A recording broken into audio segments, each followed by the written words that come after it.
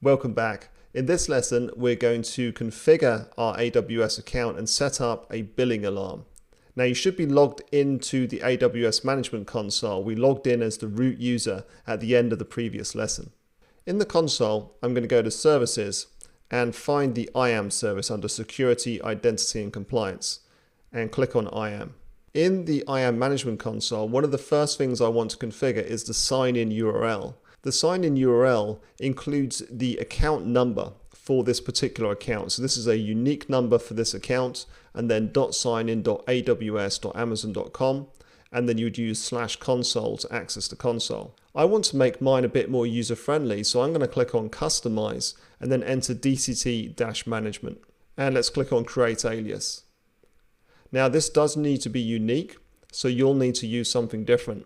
I now have a more user-friendly sign-in URL. And as I mentioned before, I like to keep that consistent with my account name. So in this case, I have DCT-management and then DCT-management also as the sign-in URL. You don't need to do that, but it's something I do for many of my accounts. Now that we've done that, the next thing I want to do is head to My Account. So let's just click on My Account up in the top right-hand corner. And on the screen, what we're going to do is scroll halfway down the page. And you'll see this section, IAM user and role access to billing information. Now by default, only the root user account actually has the ability to access billing information. So sometimes you need to log back out of your account and log in as the root user to access that information. Now what we can do here is enable IAM access, and that means we can give people the permission to access that information if we want to, which means they don't need to log in as the root user. So I'm going to enter that. That's going to be useful for later on in the course. Back at the top of the screen, on the left-hand side here, I'm going to come down to Billing Preferences. Under Billing Preferences, there are a few options here that are useful. Firstly, I'd like to receive a PDF invoice by email. That means we get a full PDF file showing our invoices each month. We can also receive free tier usage alerts. So this means that if you're approaching or you're going to exceed your free tier, then AWS will send you an email. This is different to the billing alarm. We're going to do that shortly. So just enter your email address here. The next thing I want to do is receive billing alerts. So I'm going to check this box here to receive billing alerts. We need to do this before we go to the service which is called CloudWatch, where we're going to set up the billing alarm. So now we can click on Save Preferences. Preferences are saved. So what we're going to do now is we're going to go to the CloudWatch service. CloudWatch is a monitoring service. We can use it for performance monitoring, and we can also monitor metrics that are associated with billing. Now to do that, we have to change the region. We're in Ohio at the moment, and what I need to do is change to US East North Virginia.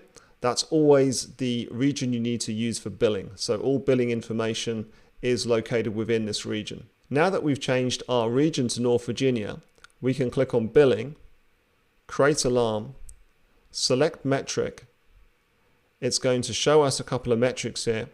We can choose Total Estimated Charge, click on USD here, and then select Metric in the bottom right. We can then specify some details associated with this metric. Now in this case, the namespace is AWS/billing. We got a metric name, estimated charges. I'm just going to leave that. The currency is US dollars. The statistic is maximum and the period is 6 hours. Now what I'm going to do is leave all these defaults. And what it's going to do is we're going to specify a number here. So let's put in 5. So that's 5 US dollars. And we're going to receive an alert when the estimated charges is greater than the threshold. So greater than $5. And you can put in whatever amount is acceptable to you. And what this means is when it looks like you're going to exceed $5 in spend, you're going to receive this alert and you can go and find out which service is costing you money. Now we don't need to specify anything else on this page, so we can click on Next. On the next page, we need to configure our notification. So what we're going to do is we're going to leave it as in alarm, and we're going to select a SNS topic. Now we don't have one because it's a new account, so we're actually going to create a new one. And you can change the name of this if you like. I'm just going to go and enter my email address and click on Create Topic. And that's created a topic, and what it will do is send me a notification to my email endpoint, so to the email address I just specified, whenever we exceed our threshold and our alarm goes into an alarm state. So let's go down. We don't have to change anything else. Just click on next, give the alarm a name, click on next, and then we can scroll down and just create the alarm. And that's it. We've now got a billing alert specified. Don't worry if it says insufficient data. It doesn't have any data yet, so it's going to gather data. You'll also see that it's pending confirmation. So that's the SNS topic that's pending confirmation.